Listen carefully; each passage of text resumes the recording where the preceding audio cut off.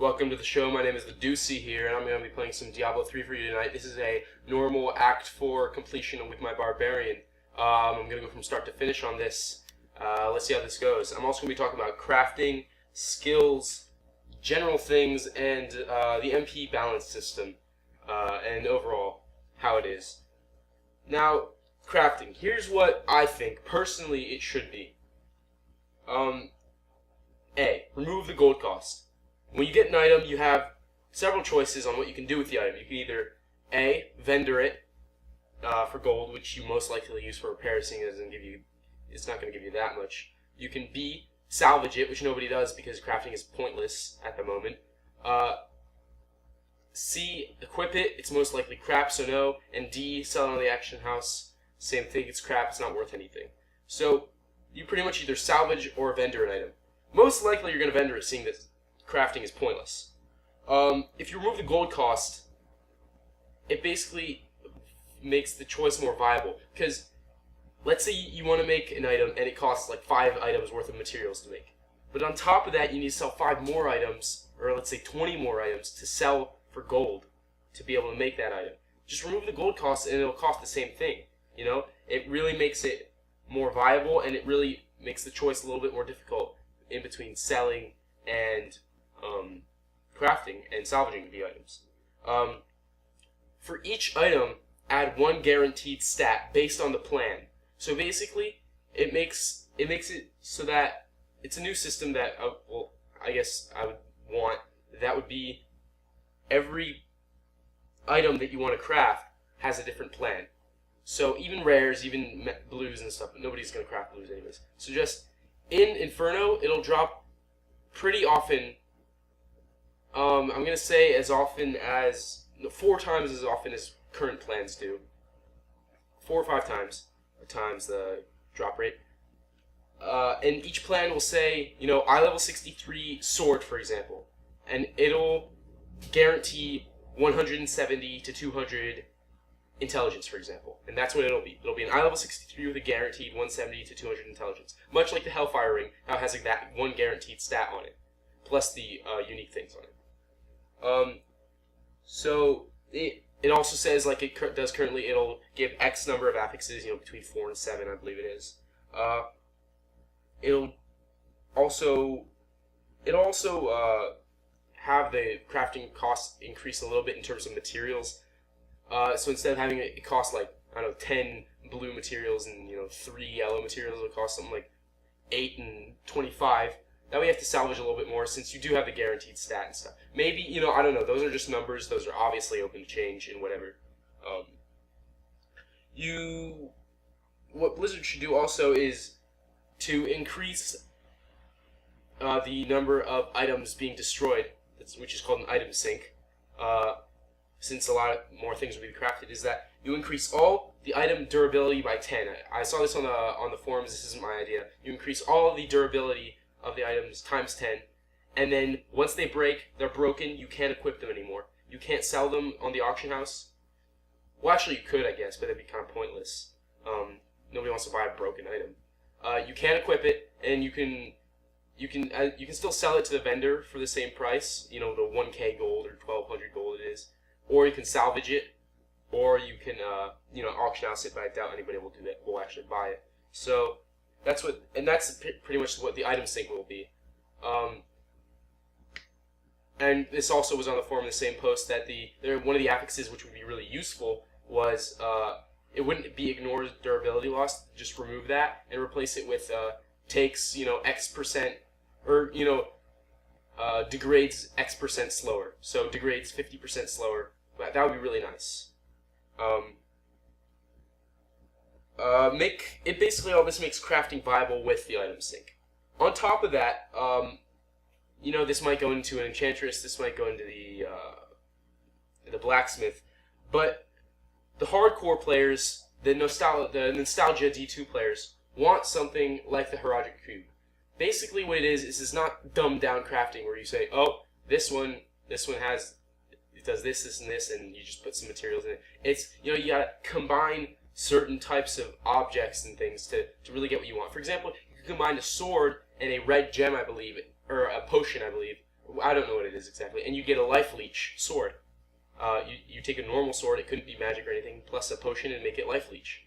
Well, there could be a variety of things you could combine. You could combine an item and a potion to add percent life or life leech or something. You add an item with another item of the same name.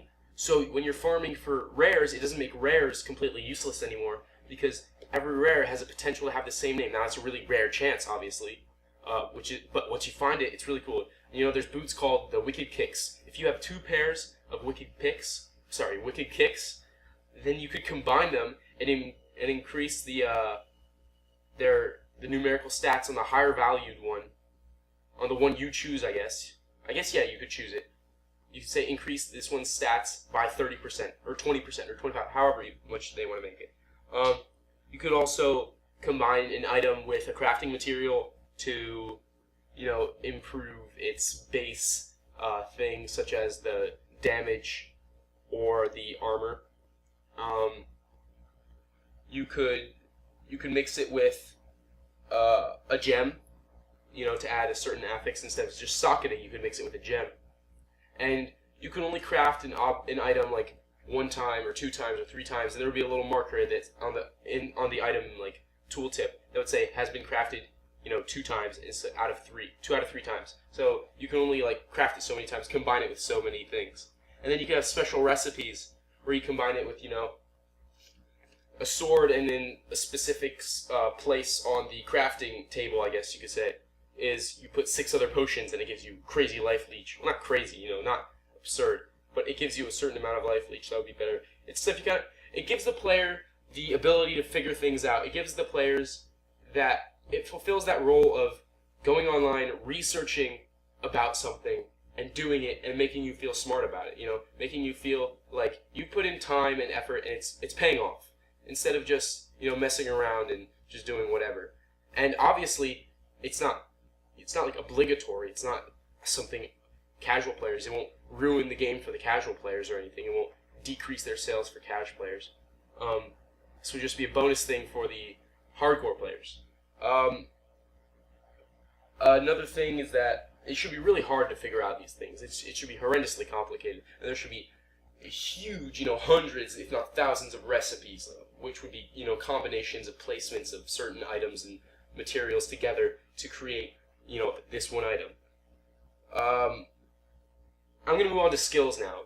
Now, the D3 skill system with the free spec it's an interesting one. It's a groundbreaking one. It's one that hasn't really been done too much before in RPGs, especially this genre, the ARPG, the action RPG. The only problem with it is that players don't feel a sense of progression of their skills when they play. They just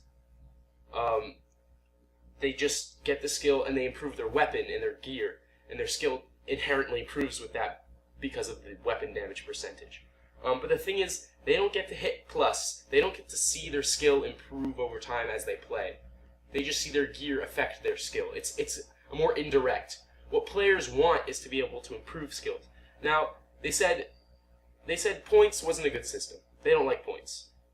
The thing is, what they could do is they could allow you to get, an item that you could spend, and it would be really cool if the item would drop. It'd be pretty rare. You'd have to be level 60, and it's only an Inferno, because the casual players, if you say that free spec with no points is for the casual players because it gets too complicated and builds and nobody wants to reroll a character 50 times, well, the hardcore players who are level 60, they do, because they're level 60 and they're hardcore. So basically what this does is it's like a token of some sort that drops in the world. Killing monsters is pretty rare. I'd say a little bit less rare than a legendary item that is in 1.06. And you pick it up and it give you 1 skill point, pretty much. And then you'd spend that skill point in either a skill rune or a skill without a rune. Now, the skill point would be more effective in the rune itself because it's a more specified thing. But if you put it into the skill, then it'd be less effective, but it still boosts the skill because you're not putting as much investment into that one thing, because then you have the 5 runes. So it remains free spec. It's just that you can you can level up any rune, any skill you want, and it still remains free spec. It's just the ones you select. If, let's say, I've spent 20 points into Magic Missile, you know, it's doing somewhere around 1.5 times the damage it originally did. Then I can still use, you know, Electrocute or Arcane Orb or whatever, but I've spent some points into that, and I'm not losing anything from spending points. I'm just gaining. There's nothing to lose by adding this. That's what all my solutions are, is that there's nothing to lose. It's not degrading the game in any way in terms of Blizzard losing money, in terms of the economy being destroyed. They're all solutions that keep the way things are if they don't improve. They don't hurt the game. That's what I'm trying to say. Paragon levels might give you points. I don't know if it could be an item system or a Paragon system or what it would be. That'd be kind of up to whoever makes it, if they do make it. I'm gonna be moving on to some more general stuff. The problem with the game is the item system. There are players who get a chess piece, for example.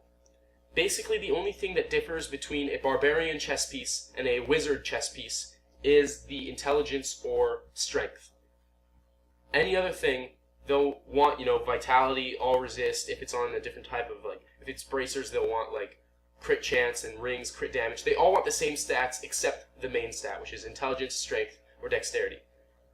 Now, what the item system should include is things like casting speed, spell damage, arrow damage, swing speed. So basically it replaces attack speed. Or you could keep attack speed, just make it less effective, and make a new version of attack speed and add that on, which would be more effective. So nerf attack speed a little bit, and add a new affix, which is more effective than the way attack speed currently is, and that would be casting speed, shooting speed, and swinging speed. So that'd be like melee, spell, and ranged attack speed. So the more specific you go, the more efficiency you get out of that.